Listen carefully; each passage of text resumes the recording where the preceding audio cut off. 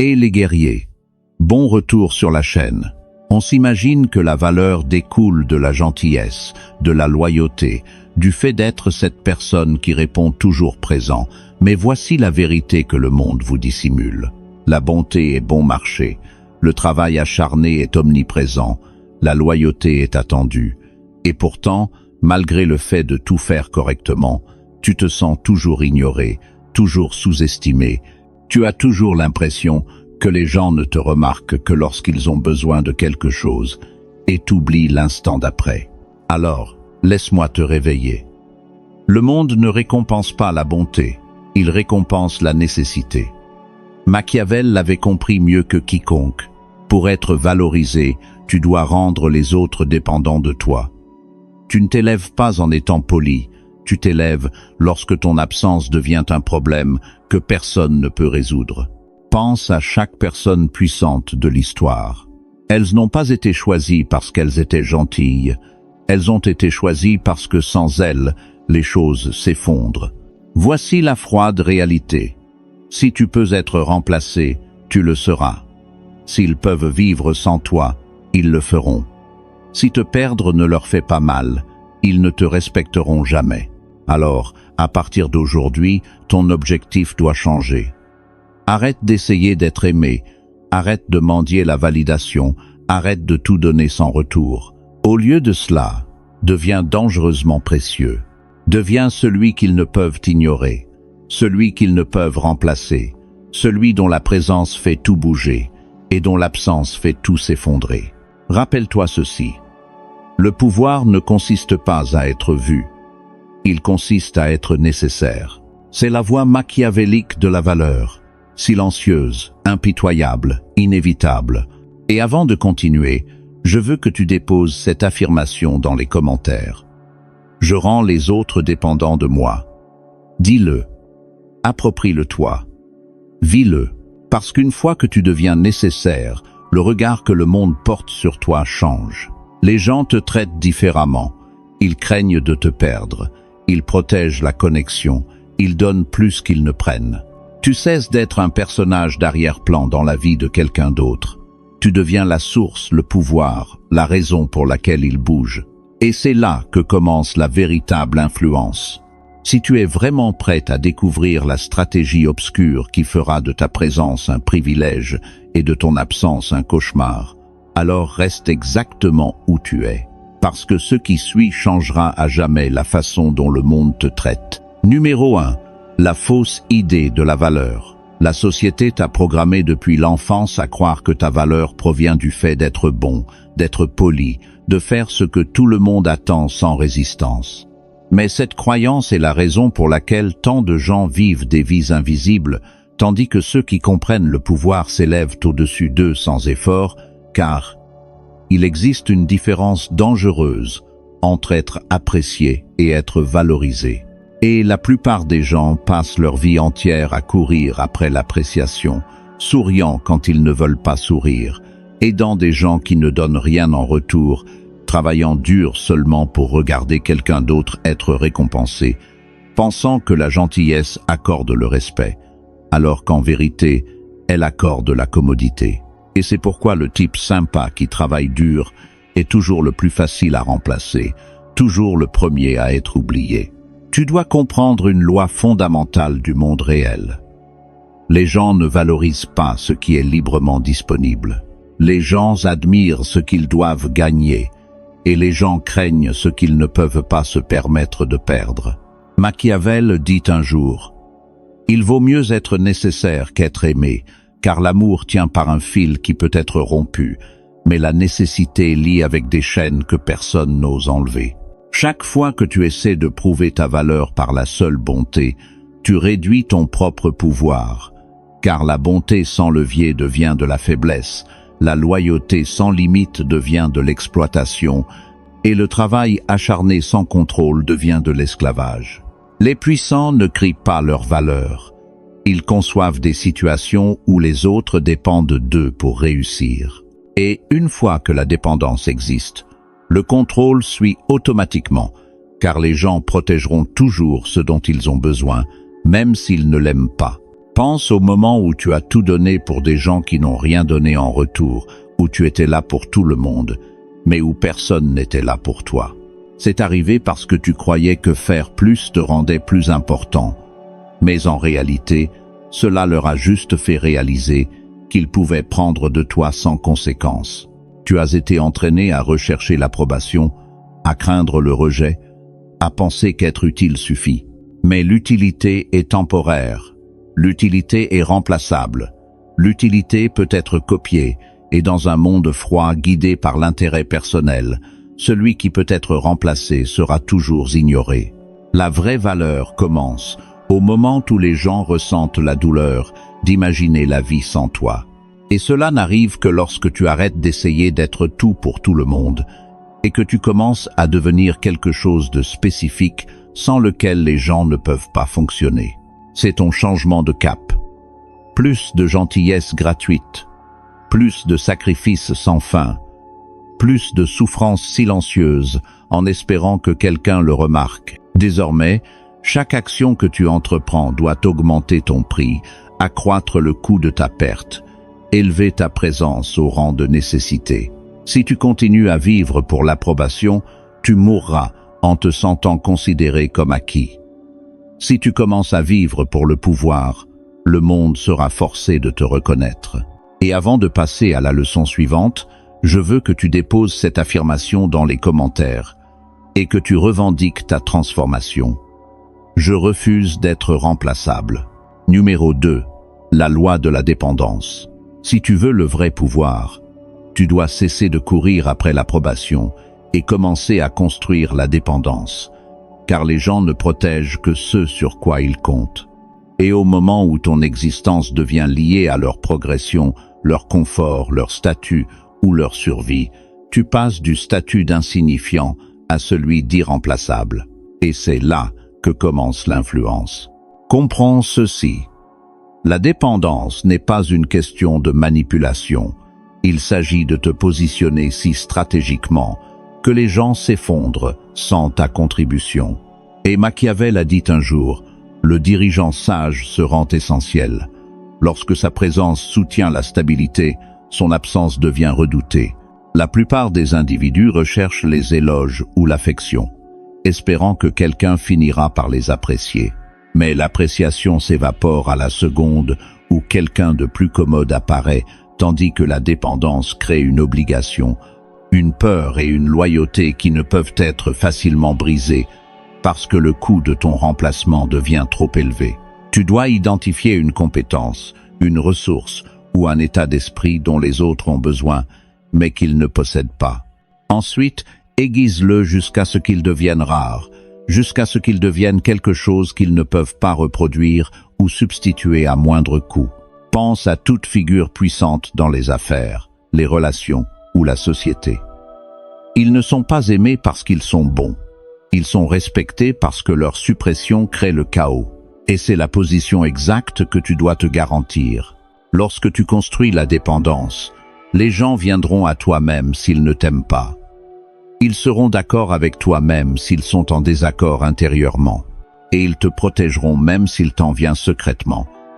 Parce que leur propre stabilité devient liée à ton existence.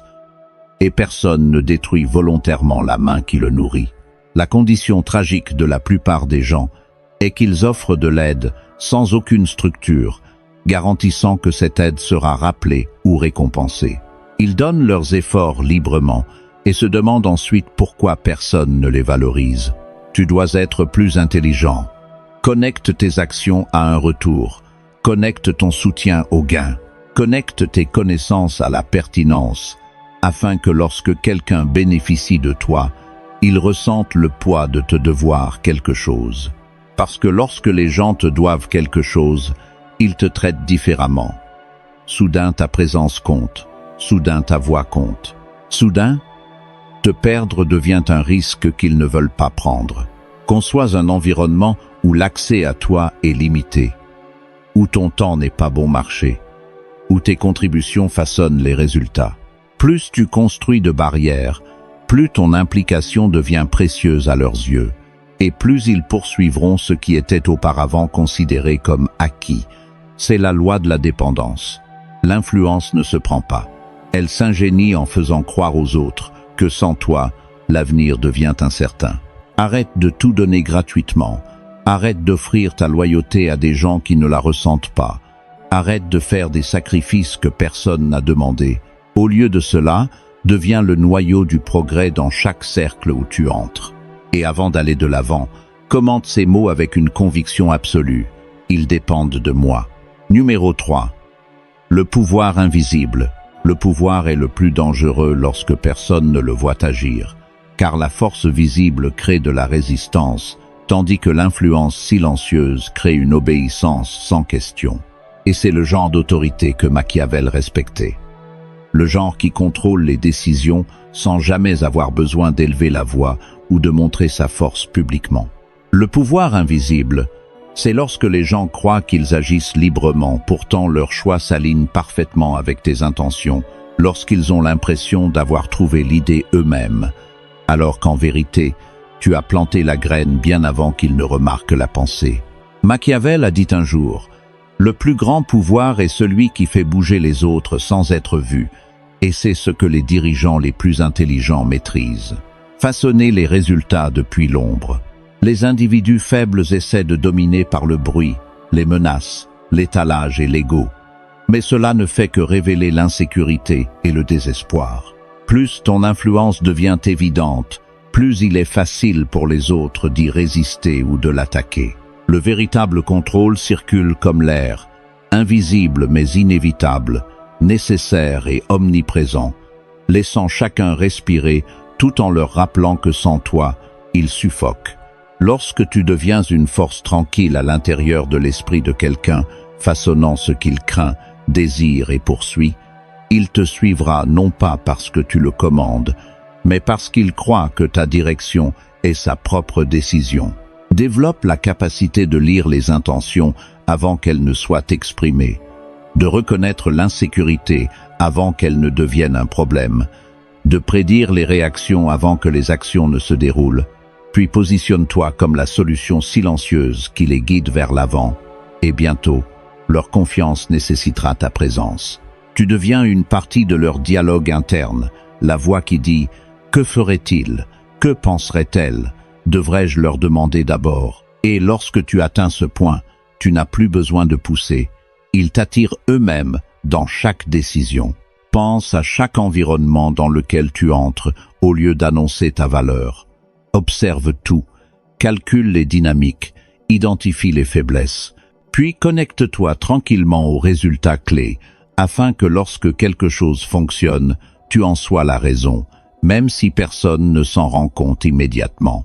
Cette attraction gravitationnelle subtile est ce qui fait que les autres gravitent autour de toi. N'argumente pas, ne te vante pas, ne donne pas d'explications excessives, laisse tes actions rediriger le comportement jusqu'à ce que les gens bougent en phase avec ta vision sans qu'on leur dise de le faire. Lorsque tu deviens le stratège calme dans un monde plein de bruit, le chaos s'écarte naturellement autour de toi parce que les gens commencent à faire confiance à ta direction sans que tu ne l'exiges jamais. L'influence est la plus forte lorsqu'elle semble naturelle, lorsque les autres te regardent non pas comme une menace, mais comme une nécessité pour leur clarté et leur avancement. Le pouvoir invisible signifie que tu n'es pas le projecteur, tu es l'électricité qui maintient le projecteur en vie. Avant d'aller plus loin, marque ta domination en commentant cette simple affirmation « Je contrôle silencieusement ». Numéro 4. L'absence stratégique. Être constamment disponible est l'un des moyens les plus rapides de te dévaloriser. Car lorsque tu es toujours présent, les gens commencent à considérer tes contributions, ton temps et ton influence comme acquis. Et c'est le piège dans lequel tombent la plupart des individus ambitieux, croyant que plus de visibilité équivaut à plus de respect, alors qu'en réalité, cela équivaut souvent à moins. Machiavel a dit un jour, « Trop de présence détruit la perception du pouvoir, l'absence la révèle », et il avertissait que l'art de la disparition est l'une des stratégies les plus sous-estimées en matière d'influence. L'absence stratégique n'est pas de l'évitement ou de la lâcheté. c'est choisir soigneusement quand être vu et quand se retirer, afin que ta présence devienne rare, précieuse et finalement crainte.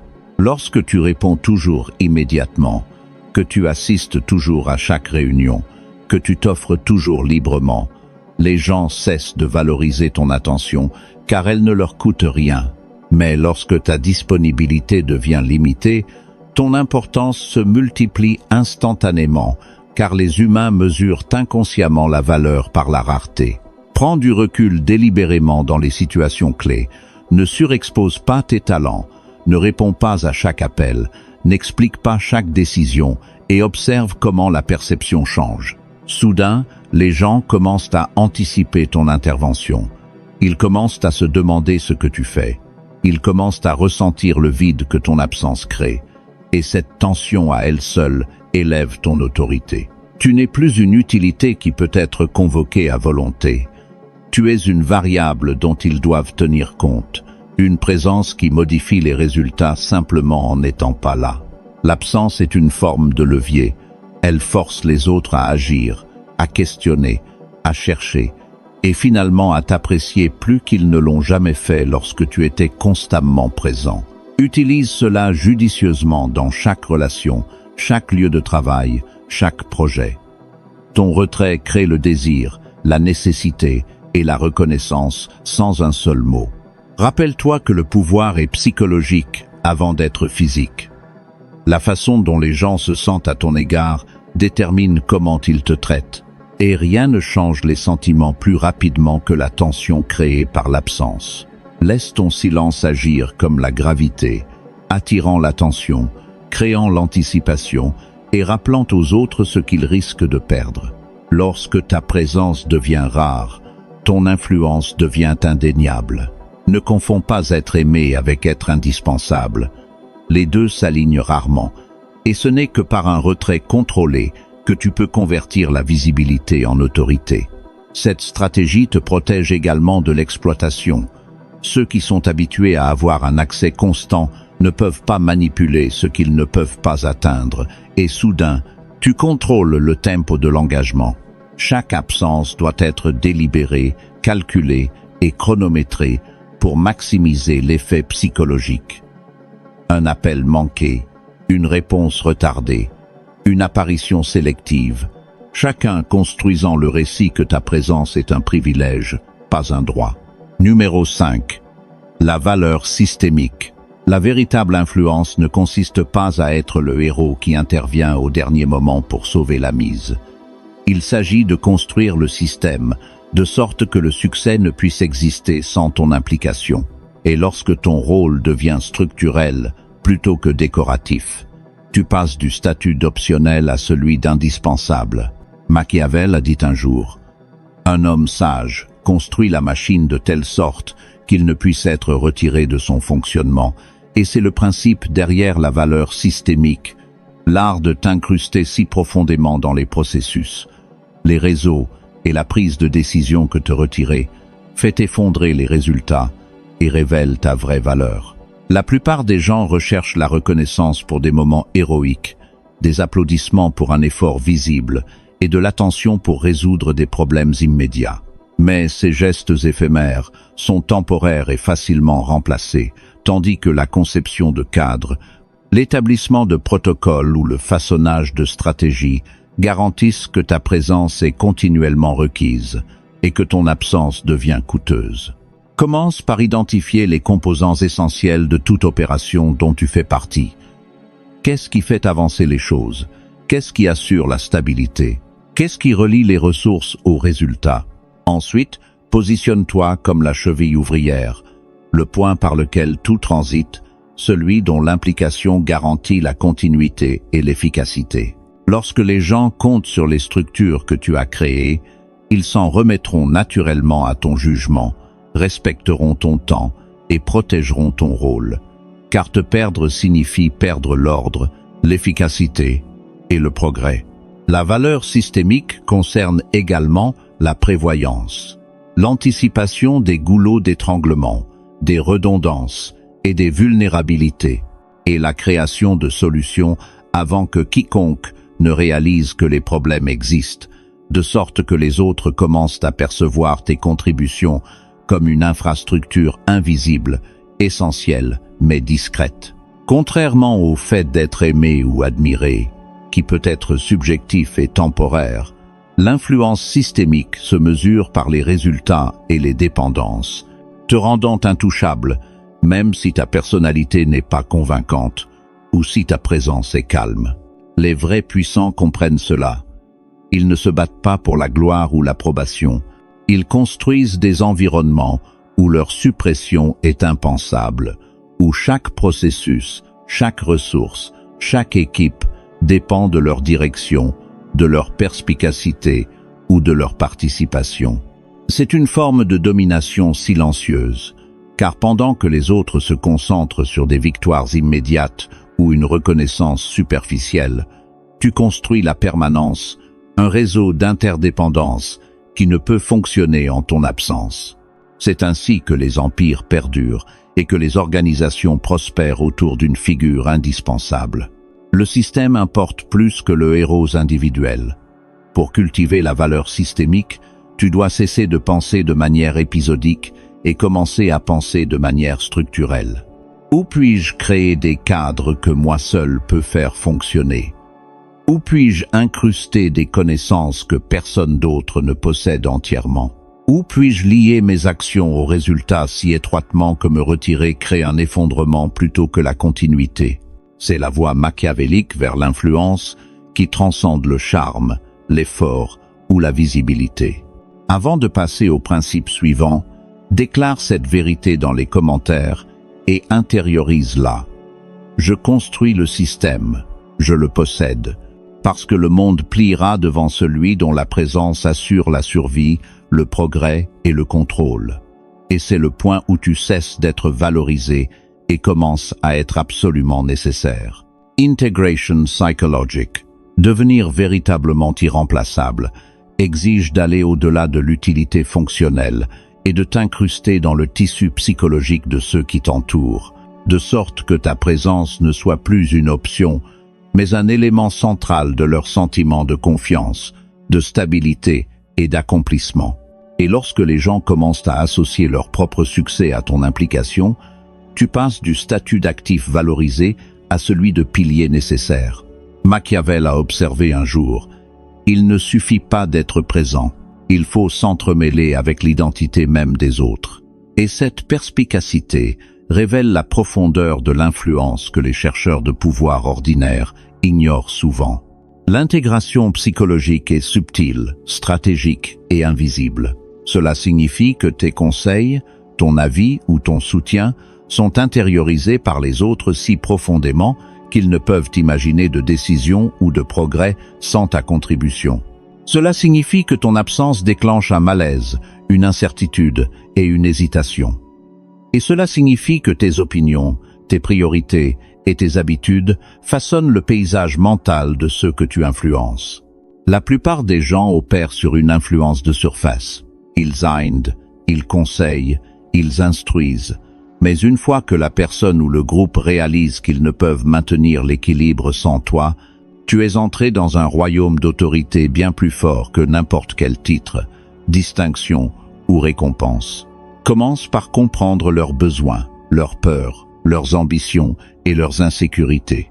Ensuite, positionne-toi comme la force stabilisatrice qui soulage leurs doutes, amplifie leurs forces et les dirige vers les résultats qu'ils désirent secrètement mais ne peuvent atteindre seuls.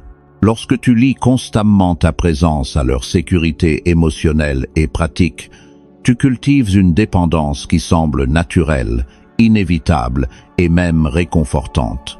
C'est pourquoi certains individus commandent la loyauté sans menace, l'obéissance sans ordre et l'influence sans visibilité.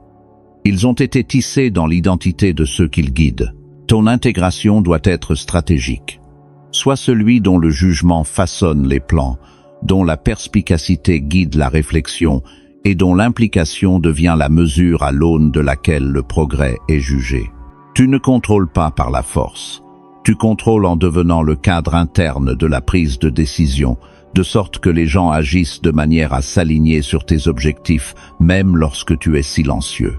Le danger pour la plupart est de ne pas reconnaître que l'influence est souvent plus puissante lorsqu'elle est invisible et psychologique que lorsqu'elle est manifeste et mécanique. Ceux qui ne peuvent pas s'intégrer sont remplaçables, peu importe leurs compétences ou leur admiration. L'intégration psychologique protège également ta position.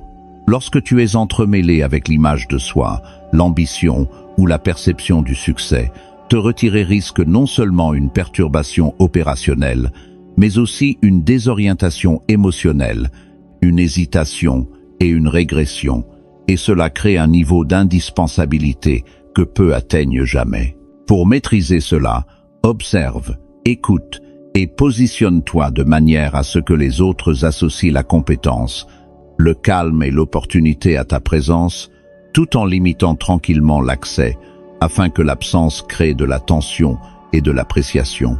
Avant de passer au principe suivant, ancre cette compétence avec une affirmation personnelle dans les commentaires. Je suis leur fondation.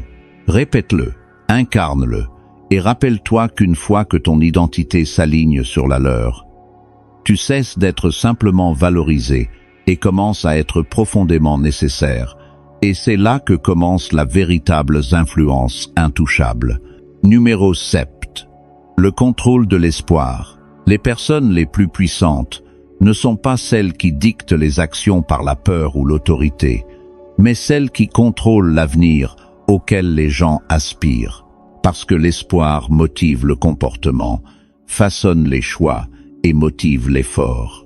Et lorsque tu deviens la source de la croyance de quelqu'un en l'amélioration, le progrès ou le succès, tu passes du statut de participant dans son monde à celui d'architecte de celui-ci. Machiavel a déclaré un jour « Quiconque commande les attentes des autres commande leurs actions », et ce principe révèle la suprématie subtile du contrôle de l'espoir, la capacité de te lier à la perception de l'opportunité de quelqu'un, de sorte que son élan vers l'avant dépende de tes conseils, de ta perspicacité ou de ton approbation. Les gens sont naturellement motivés par des visions de ce qu'ils veulent, mais la plupart ne s'arrêtent jamais pour considérer qui façonne ces visions. Et si tu te positionnes comme la porte d'entrée vers ces aspirations, ils s'aligneront sur toi instinctivement, suivront tes conseils sans poser de questions, et protégeront la connexion qui préserve la possibilité d'atteindre leurs résultats souhaités. Contrairement à la coercition qui crée de la résistance, le contrôle de l'espoir crée un alignement volontaire. Les individus avancent vers ce qu'ils veulent, en croyant que c'est leur propre choix, alors qu'en réalité, leur chemin est entièrement influencé par ta présence, tes conseils et ton positionnement stratégique. Pour y parvenir, identifie d'abord ce à quoi les gens aspirent vraiment, la reconnaissance, l'avancement, la sécurité ou l'influence. Ensuite, positionne-toi comme le facilitateur indispensable de ce progrès, la personne dont l'accès, les conseils ou l'approbation déterminent si leurs objectifs peuvent être atteints. Et progressivement, ton implication devient inséparable de leur vision du succès. Cela nécessite un équilibre délicat. Trop de contrôle fait de toi un tyran, trop peu te laisse sans pertinence, mais la bonne quantité garantit que les gens sont motivés à agir d'une manière qui sert à la fois leurs désirs et tes objectifs stratégiques. Lorsque tu détiens l'espoir, tu détiens un levier. Les désaccords deviennent gérables, car personne ne veut compromettre sa chance de progresser. La loyauté est gagnée sans menace, car les gens craignent de perdre l'opportunité. Et l'influence s'étend bien au-delà de la présence immédiate, car la promesse d'amélioration les lie psychologiquement à toi. Le danger pour ceux qui sous-estiment ce principe est qu'ils se concentrent sur le pouvoir par la visibilité, la confrontation ou les récompenses immédiates, négligeant la stratégie à plus long terme, consistant à devenir la source de l'ambition elle-même. Et c'est pourquoi de nombreux individus capables restent remplaçables, tandis que quelques architectes invisibles guident des organisations, des mouvements ou des relations entières, sans jamais forcer la conformité. Contrôler l'espoir est une question de patience, de prévoyance et d'alignement subtil. Tu n'annonces pas ton rôle, Tu t'incrustes dans les rêves, les aspirations et les plans si profondément que te retirer de l'image menace non seulement les résultats, mais la croyance en la possibilité elle-même. Numéro 8. Disparaître à ton apogée.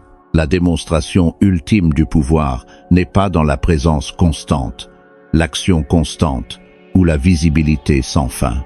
C'est de savoir quand se retirer alors que ton influence, ta réputation et ton autorité sont à leur apogée. Car la disparition au sommet transforme la présence en légende, la rareté en demande et le respect en révérence. Machiavel a observé un jour: celui qui s'évanouit au moment de sa plus grande force rend son nom immortel, et cette perspicacité capture la stratégie paradoxale de l'absence. L'idée que partir alors que les autres dépendent le plus de toi garantit que ton influence perdure bien au-delà de ta présence physique. La plupart des individus ne parviennent pas à apprécier cela. Ils s'épuisent, se surexposent et révèlent chaque compétence, ne laissant rien au mystère ou à l'anticipation. Et lorsqu'ils s'effacent, cela passe inaperçu, car ils n'ont jamais créé de tension autour de leur absence. La disparition stratégique est différente. Elle est délibérée, calculée et chronométrée pour maximiser l'impact psychologique. C'est l'art de faire ressentir ton absence comme un vide, un gouffre que tout le monde reconnaît mais ne peut combler. Lorsqu'elle est exécutée correctement, les gens commencent à mythifier tes contributions, à surestimer ta présence et à craindre la perte de ce qu'ils ne peuvent remplacer. Et cette peur devient une forme silencieuse de contrôle, car ils ajusteront leur comportement, leurs décisions et leurs priorités autour du souvenir de ton implication, même sans ton retour. Cette stratégie fonctionne dans les relations, les organisations et les dynamiques sociales. Lorsque ton pouvoir est incontesté, le retrait crée de l'attention et du désir, et la perception qui en résulte élève ton influence au-delà de la compétence ou de la réalisation mesurable. La disparition à ton apogée protège également ton héritage. Alors que la présence continue risque l'exposition, la fatigue et la diminution de l'impact, partir au moment du respect maximal garantit que tes contributions restent dans les mémoires comme impeccables, décisives et intouchables. La clé est d'anticiper la réponse psychologique, de se retirer lentement avec un but, et de laisser l'absence générer la spéculation, la réflexion et la reconnaissance, de sorte que lorsque les gens réalisent ce qu'ils ont perdu, l'admiration s'intensifie et ta réputation devient détachée de l'action immédiate. Cela crée un phénomène où ton nom, tes idées et ton influence persistent dans l'esprit des autres, guidant le comportement indirectement et silencieusement, car les humains élève naturellement la rareté au rang de valeur, et le souvenir de ce qui a existé exerce autant de pouvoir que ce qui existe maintenant. Beaucoup échouent parce qu'ils confondent le retrait avec l'évitement. La disparition stratégique n'est jamais une question de se cacher par peur ou incertitude. Il s'agit d'exercer une influence par le timing, la perception et l'anticipation, et de comprendre que la forme d'autorité la plus puissante est celle qui persiste dans l'absence, plutôt que d'être constamment exigée en présence. En maîtrisant cela, tu convertis le respect en admiration, l'attention en désir et l'utilité en légende. Maintenant que tu comprends l'architecture impitoyable de la valeur, il est temps d'intégrer ces principes dans chaque aspect de ta vie, car la connaissance sans l'action est impuissante, et l'influence sans stratégie est insignifiante. Le monde ne récompense pas la gentillesse, l'effort ou la loyauté. Il récompense la nécessité, et les individus qui comprennent cela deviennent intouchables non par la force, mais par la conception. Tu as appris qu'être aimé ne te rendra jamais indispensable, que la dépendance, l'influence invisible, l'absence stratégique, l'intégration systémique, l'ancrage psychologique, le contrôle de l'espoir et la disparition à ton apogée sont les véritables monnaies du pouvoir. Commence à appliquer ces leçons délibérément. Rends-toi essentiel Incruste-toi dans les structures et les esprits de ceux qui t'entourent, contrôle les aspirations qu'ils poursuivent, et retire-toi lorsque ta présence a atteint son impact maximal. Car la maîtrise de la perception, de la rareté et de l'influence transforme l'existence ordinaire en autorité stratégique. Rappelle-toi, les gens qui dominent le monde ne sont pas toujours ceux qui travaillent le plus dur ou parlent le plus fort. Ce sont ceux dont l'absence est crainte, dont l'implication est critique et dont la vision façonne les choix des autres. Chaque action que tu entreprends à partir de ce moment doit élever ta nécessité, augmenter ton levier et garantir ton irremplaçabilité. Cesse de courir après l'approbation, cesse de donner sans calcul et cesse d'être remplaçable. Au lieu de cela, façonne une présence si rare, si précieuse et si étroitement liée aux résultats que te perdre devienne impensable.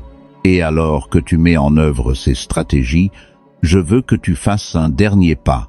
Aime cette vidéo, partage-la avec ceux qui ont besoin de comprendre la vraie influence et abonne-toi à la chaîne pour continuer à aiguiser ton esprit avec des vérités impitoyables et inébranlables. Laisse dans les commentaires ton affirmation pour cette transformation. Je suis dangereusement précieux. Dis-le, approprie-le-toi, vise-le. Le monde te verra désormais différemment, te respectera automatiquement et craindra ce qu'il ne peut remplacer. Tu n'es plus optionnel. Tu es essentiel. Tu es intouchable.